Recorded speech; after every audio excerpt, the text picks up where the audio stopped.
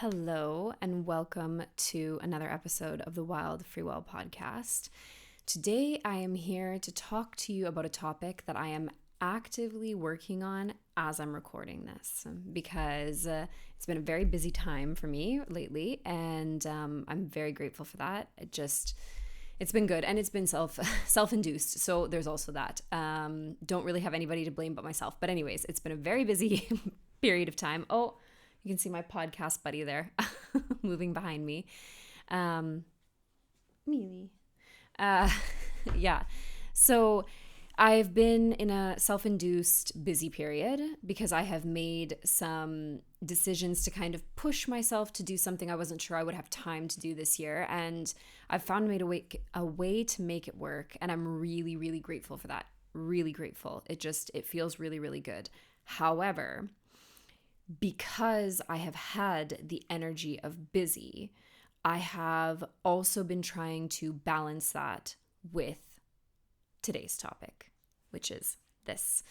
Today we are going to talk about softening instead of striving. So let me start out by saying that I often have this conversation with clients, and it goes a little something like this. But how can I make changes if I don't find the motivation, if I don't push myself, if I don't kind of find a way to move forward? There's this kind of resistance that's happening as they're moving towards what they want, okay? There's a little bit, it's not just resistance, it's like, it's almost like fighting against yourself or trying to force your way forward, trying to make things happen instead of letting things happen. And this is a cultural paradigm, cliche story, call it what you want, especially for those of us from North America, where the conversation is very much about like, you can achieve whatever you want if you just work hard enough.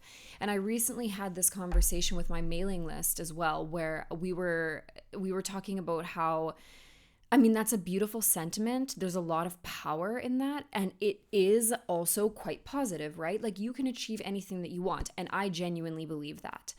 But if you are not achieving what you want when you want it, because we always have, not always, I guess, but we tend to have these like conditions around achieving, right? We have these kind of limitations, like I need to achieve this by this date, or I need to have this by this age, or whatever it might be, right? When you have those kinds of like self-imposed limitations and you haven't achieved the thing, whatever it is, by the time that you wanted to, or when you think you should have, or when is culturally appropriate to have done that thing. When I say culturally appropriate, I'm talking about things like maybe getting married, having kids, like those kind of, milestones that are kind of culturally predefined. When we are working towards something and we haven't achieved it in the timeline that we want, this phrase can kind of come back and bite us in the ass because it turns on itself and it becomes this like, well, you just haven't worked hard enough then, right? Because like, you can achieve anything if you just work hard enough. And if you haven't achieved that thing, you just haven't been working hard enough. So like, get your shit together kind of thing. And obviously that's dangerous. I would say borderline toxic. And we need to be really mindful because the inherent message in this saying is positive, but we can also use it as a way to punish ourselves if it gets kind of turned on itself because we haven't like achieved the thing in the timeline that we had, kind of this arbitrary timeline, either arbitrarily set by us or arbitrarily set by society, right? So when I talk to clients and they say to me, well, like, but if I don't force myself to do something, I just won't do it. I just so do not agree, like literally at all. And I would argue that the more that you're forcing yourself to do something, the less likely you are to actually get where you want to go. Because when you get to that place, you're going to feel maybe not completely satisfied because you didn't really enjoy the getting there. I'm having this conversation with myself a lot in quite a few areas of my life where I'm being really mindful of trying to enjoy the journey. It's not always easy when something feels a little bit stressful, but it's so important to remember. And I think that this is the segue into, we need to invite softness in, because while we think that striving, pushing, forcing is the thing that's going to get us what we want, it's only going to kind of steal pieces of us away from us along the way. What do I mean by that? If you're not enjoying the process of getting to the thing, if it's not making you happy, if it's not fulfilling you in some way, if it's not giving you a sense of peace in some way, then when you get the thing, what is the likelihood that you're going to feel happy, peaceful, or any of the other things, right? It's really unlikely that you're going to get yourself there. One of the things that I also say to clients all the time is, you cannot hate yourself happy. Okay? You cannot hate yourself healthy, skinny, hot, sexy, whatever. You cannot hate yourself smart. You cannot hate yourself anything. So if you are not approaching the doing of the thing, the process of the thing with love, with happiness, with joy, then it's not going to feel that way at the end, or it's unlikely at least that it's going to feel that way at the end, if that makes sense.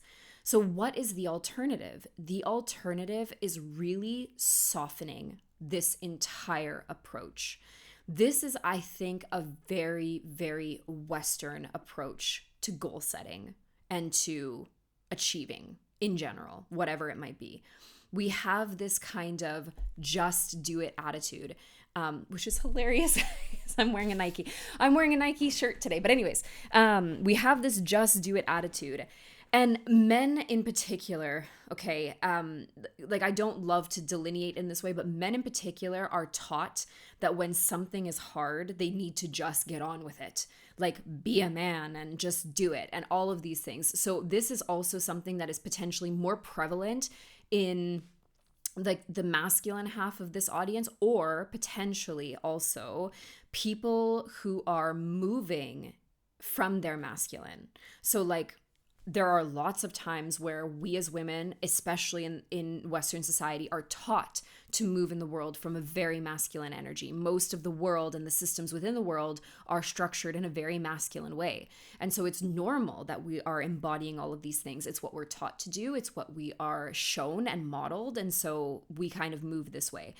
But it is very, very difficult for us to just do the thing with any kind of joy or resonance or like alignment. When we're forcing ourselves to do something, we are not going to get the results that we are looking for, whatever those results may be, because the results that you're looking for are not this external goal or whatever that you're working towards.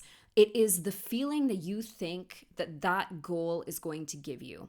If you are hustling, striving, forcing, pushing towards that goal, when you get to that goal, how will you feel peace? You have not cultivated the energy of peace along the path, right? You have not been moving from an energy of peace. And so that's where we need to start. We need to reverse engineer whatever it is that's out there that we are working towards. We need to begin by embodying that energy now. And we can do that by softening. What do I mean by softening? I mean letting go.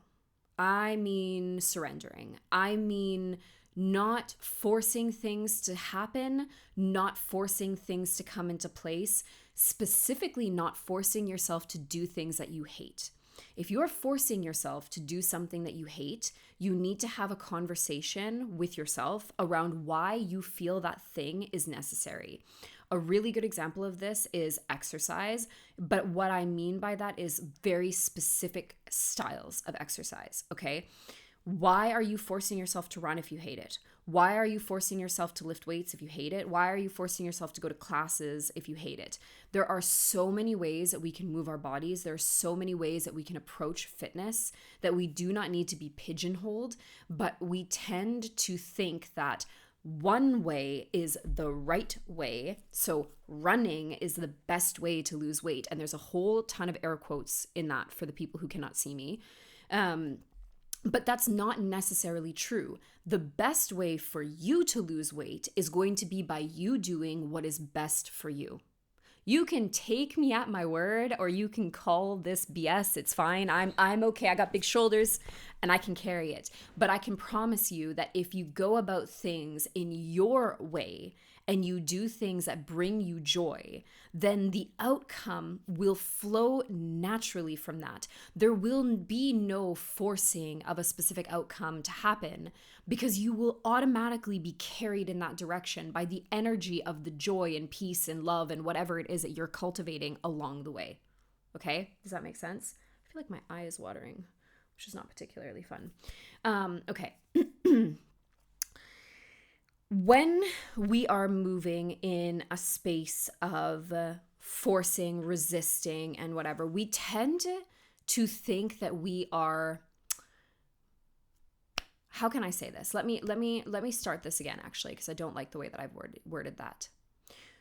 We tend to use the effort that we put in to achieving the thing, whatever the thing is, the thing being the goal, the feeling, the sense, whatever it is that you're working towards. Insert object here, okay? We tend to use the striving and the force and the effort as proof of us being worthy of the thing when we finally get it. Again, this tends to be a more Western approach to doing things. We tend to believe that we will be worthy of said thing when we have worked hard enough, right? So we are using this as a way to prove that we deserve the end result. Because if we have suffered enough, and I'm about to say something that is not going to make me very popular. But in a lot of religions, this is also the case. This is a conversation that I have with my partner relatively frequently, because I would say that I would identify as more spiritual. My partner is Catholic, and we had spent a lot of time last year, especially, going to church and trying to find a church that worked for us. And one of the beefs that I had with going to church was not the going. I think it's such a beautiful ritual. I think it's so deeply grounding, and I really love that. And for the people who get something out of it, amen. Get on with your bad self and all that jazz. However, when we were going last year, I was getting so pissed off because the sermons tended to revolve around this like kind of idea that the more that you suffer on earth, the more you will be worthy of heaven at the end of your life. And I absolutely cannot with this. I don't care if religion has been around for 2,000 years and I've been around for 35. I really don't care. I cannot get behind this. I cannot possibly support something that actively tells people who, by the way, are probably already suffering in one way or another, that this suffering is somehow good and or justified because they will be rewarded in the end. And there's so many aspects of the systems that we live in that follow a very similar pattern. So if you look at the education system really does follow a very similar pattern. You need to work really hard to get a really good grade. If you get a really good grade, you pass to the next level, rinse and repeat until you get to the end, where you go on to another school with another level. And then once you get out of that, then you will be rewarded with a good job. And in 1950, circa, that probably was true. I would argue that it is no longer true, and I would also argue that this is an inherently flawed system that applauds only the people who are able to thrive within that system, okay? Not everyone thrives in an academic environment. That does not make those people any less intelligent or any less worthy. But the systems that we live in glorify this idea of work harder, do better. Work harder, do better. Work harder, earn more money. Work harder, achieve more. Work harder, be more popular. Work harder, be more appreciated, be more productive. Like, there's a lot of things that are saying to you, if you just did more, then you would be worthy. But when does the doing more reach the limit of enoughness? Like, when are we individually ever doing enough to finally be worthy of whatever the thing is? Okay.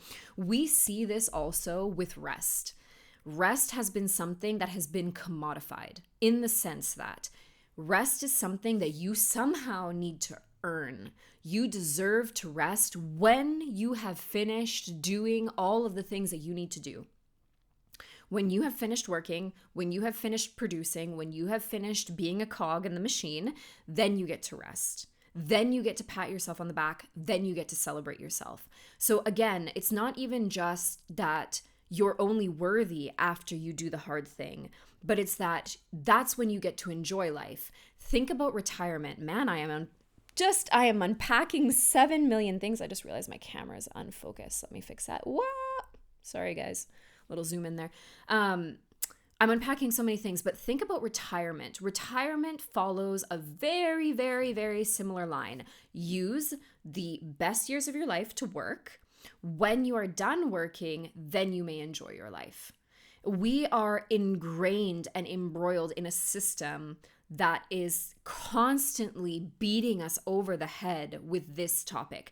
It is no surprise then that people are taking this and translating it into their personal development, their personal growth, translating it into their spirituality in some ways. I'm talking about spirituality outside of the context of defined religion, because I've already mentioned how defined religion also follows a similar pattern. But I mean, like, even the people who are not maybe partaking in a very specific religion or are doing more like spiritual practices like meditating or yoga or whatever it might be, I don't really care.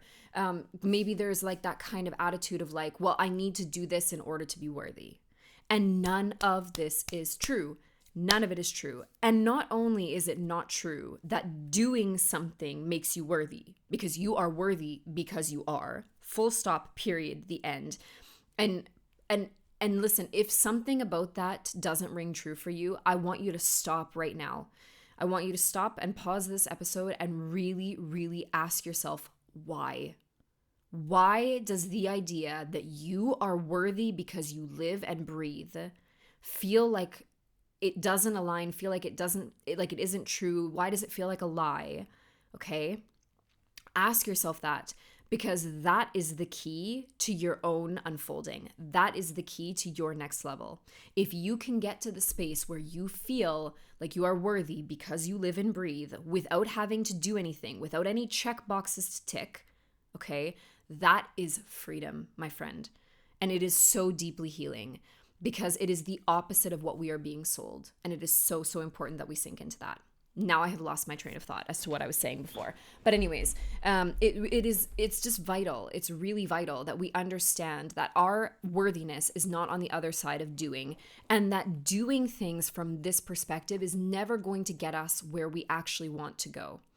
There is no goal, nothing literally that efforting can achieve that cannot also be achieved via rest, via softening, via slowing down. Nothing. We think that that's not true. We think that if we stop or slow down, that we are lazy. We have been told that lie as well. And that is just simply not true. It is simply not true. And there is actually going to be another episode of the podcast that's going to come out specifically on this topic of laziness, because I was having a very interesting and satisfying conversation with a client about this week. So that's coming shortly, but we're not going to sit here with it today, just to keep that in mind. But I will argue that the idea of being lazy is not true. There is always something going on beneath the surface. And so what I want to say to you is, what would your life be like if the thing, the goal, the process, the journey, whatever, or just your life in general, maybe, right? What if it wasn't hard? What if it didn't need to be hard? And the second side of that would be, why are you trying so hard? Why? For what? Think about that for a second, because there is a chance that behind your trying, there is something that is not yours. Okay. For more information on that process of like the whole "that's not mine" thing, you can see the very first episode of this podcast ever, from many, many moons ago. But this is something that I take my clients through often as well. Like sometimes there are things in life that we believe without even realizing that we believe them. And this discussion that I have unpacked here about, the productivity and the doing and the, we need to work hard in order to be worthy, that whole discussion is so culturally ingrained and socially acceptable, right? Like society believes this. It teaches us this. It enforces and reinforces this thing for us. So it's very difficult to unpack that individually when we are surrounded by it collectively, right? Like it's everywhere. So what if though, like play with me, let's experiment for a second, pretend that you're a scientist and you're just going to try this thing out to see if it fits or feels any different, right? But like, what if you didn't actually have to try so hard? What would your life be like? What would it feel like? What would you accomplish if you weren't constantly browbeating yourself to move forward? Like, just try it. Humor me. Humor me and try it. because it really does change things. And the reason, so I started off this episode, I'm going to bring this full circle for a second. I started off this episode saying that I am in the process of doing exactly what I'm telling you to do.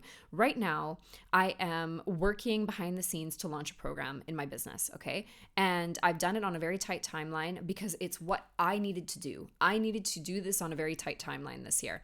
And I have put myself in a situation where I have increased my busyness, okay? Exponentially, I would argue. And I have a million other things going on because like I still have a personal life. I'm trying to exercise frequently, which I'm doing a really great job of, honestly. And like there's a lot of things that are going on and I kind of put myself in this uncomfortable position. And I've had to really talk myself down from this ledge because it's no less ingrained in me than it is in anyone who's listening to this, right? It's not like I didn't grow up in the West. It's not like I am not indoctrinated into all of the same things that you are. Like I have this too. It's just that I'm having these conversations with myself and also luckily with clients. And when I'm having these conversations with clients, it reinforces that within me. And even when I have these conversations with you, right? It reinforces this for me. But like even yesterday, I had to take a break. I could not possibly have continued, but on paper, there were so many things that needed to get done that the correct answer, again, on paper, or certainly from a socially acceptable point of view, would have been to push a little harder, dig a little deeper, give a little more, right? Really drain that well, like pull until there's nothing left to finish the things that I needed to do. But the program that I'm launching is all around this kind of topic of softening into the seasons and really relaxing and like being present with what's coming up for you and not needing to change anything about yourself in order to be worthy. Who the hell am I to create anything to do with this program from an energy that is not seeped, absolutely just steeping in that energy? If the energy of the program is soft, then I need to be soft first. I need to lead by example. I need to model that behavior and move in a soft way. And also, I need to be the example. So I believe that this is true. I believe that we can move softly and achieve more. Genuinely. The softer we go, the slower we go, I genuinely think long term, the more we achieve and the more satisfying the achievement is. Okay? That does not mean that on a regular basis, I don't get sucked back into this cycle, right? Because it is like a collective sort of brainwashing that we've all been fed. And so we have to, when we notice it, take a step back. So yesterday, I stopped everything. Like there was so much that needed to be done. And yesterday was a peculiar day as well because I had people in and out of my house doing some work, and like that too threw me off. So there was just a lot going on, but like I went for a walk with my partner and Mila, and then I came home and I did some work, and then I just realized that I was hitting a complete and total wall. Did a little bit of work before we went and a little bit when we came back. And so I stopped. And I had a hot shower because that's my form of heaven on earth. And I put on some body oil because, again, makes me feel like $1,000,000. And all of those things made it so I was able to come here and have this conversation with you. Now, let me also, because we're never not calling ourselves out on this on this podcast. Let me also say to you something that's really, really important. There was in the busyness of this week, the podcast normally comes out on Fridays, and I usually record the podcast in advance because that's the responsible thing to do. However, this week that just was not a possibility between like personal commitments and clients and other things that I had to get done and the energy that I had available to me. I just wasn't able to get there with the podcast to deliver it in a way that I feel is valuable. Okay. My standards are very high. They are very high. And I'm not going to apologize for them because we don't do that here. Okay. That's another thing that we need to unpack. I am not going to apologize or try to change the fact that I have high standards. If I have high standards, then I need to care for myself in such a way that meeting those standards does not deplete me. That is my job. That is my responsibility, showing up for myself in that way. So I have really high standards, and I like to do the podcast in a certain way, and I like to have like a very formed idea, and I like to be energetically clean and clear so that I can communicate exactly what I want to communicate to you. Now, because we're calling ourselves out, it is 9:16 a.m. on Friday. The podcast would normally have come out 16 minutes ago. But again, we don't do that here anymore, right? What I mean by that is I could have just said, oh, well, I didn't get the podcast out by the usual time, so I'm just not going to do it. Or I have other things to focus on while I'm launching this program, so I'm just going to focus on those things. No. No. Because we don't do that here. Because the truth of what we want is always the most important. And what we feel and what we need, us as humans, not Alacia the coach, not Alacia the podcaster. It doesn't matter any of that. Alacia the human being yesterday needed a break. Was there time to record the podcast? Absolutely. Would it have been even 1/3 as awesome as this episode is? No. If I had done it yesterday, no, because I didn't have anything left to give. But allowing myself to become well-resourced, allowing myself to take that time to relax and rest, okay? And even today, most of my day is going to be taking a break from all of this, which is actually hilarious. And that's a conversation that we shall have in the future. However, I'm taking a break from doing all the things that I need to do. There are still many things that need to be done. I mean, the list feels infinite, quite frankly. And it doesn't matter because I need this. And that is the most important thing. It's always going to be the most important thing. So what would happen if you didn't try so hard? And if you just allowed yourself to soften, and if you just allowed yourself to unfold and just be all of who you are and not force, strive, push, try to kind of force yourself into motivation, what would happen if you just kind of Jesus take the wheel about the whole situation and just let it go? I know that sounds scary, but there is so much freedom on the other side of that.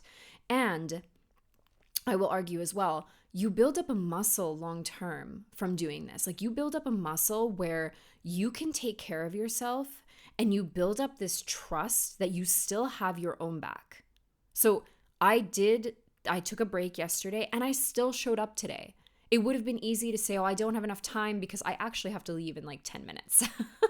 to go somewhere. So I could have had a whole conversation about how it wasn't possible for me to do this and blah, blah, blah. And I have to be blah and in a rush and there's no time and I have other things I need to do. That's always going to be true. But instead, this was the thing that was going to fill me. This is the thing that was on my heart to say. And so here I am saying it, doing the thing, and taking the break yesterday and taking a break today is not going to make me any less effective. If anything, it is going to make me more effective. It is going to give me more power, more juice, more energy to be able to translate and transmute the message that I want to you. So, this is where I leave you. I really hope that this episode landed. We have talked about like a lot. This was way longer than I expected it to because it just more and more things kept coming up as I was talking. I just kept thinking of more examples. But I hope all of this lands somehow and that you take away from this the fact that you are worthy and you do not need to push, strive, or force yourself to do the thing. And if you are doing something that requires uno sforzo disumano, like just a colossal amount of effort, I want you to ask yourself why you are doing that specific thing. If something in your life is requiring you to really like pull from your reserves to get it done, is there another option? Is there something else that you could be doing instead of that specific thing in order to feel good or to whatever it is? Because okay, listen, it might be cleaning the house. Maybe that's something that you just cannot get behind. Is there a way for you to outsource that to someone else? Or is there a way to make that more enjoyable? Like whatever it is, whatever scenario you are in where you feel like you are forcing yourself to do something, is there a way to transmute that or to change it or to turn it on its head, make a different decision that allows it to unfold in a slightly different way? There almost always is. Almost always. And I would encourage you to have a look and see if you can't find that for yourself. Okay, a couple of things before we finish up. If you would like to hear more about said program, you can head to my website.